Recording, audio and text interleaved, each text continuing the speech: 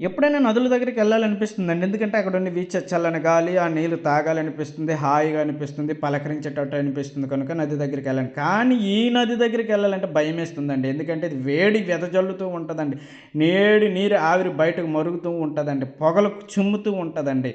ఈ నది అమెజాన్ అడవిలో ఉందండి. అక్కడ బాయిలింగ్ లివర్ ప్రపంచవ్యాప్తంగా ప్రసిద్ధిగాంచిందండి. అన్ని సమయాల్లో కూడా ఇది వేడిగా ఉంటుందండి ఈ నది.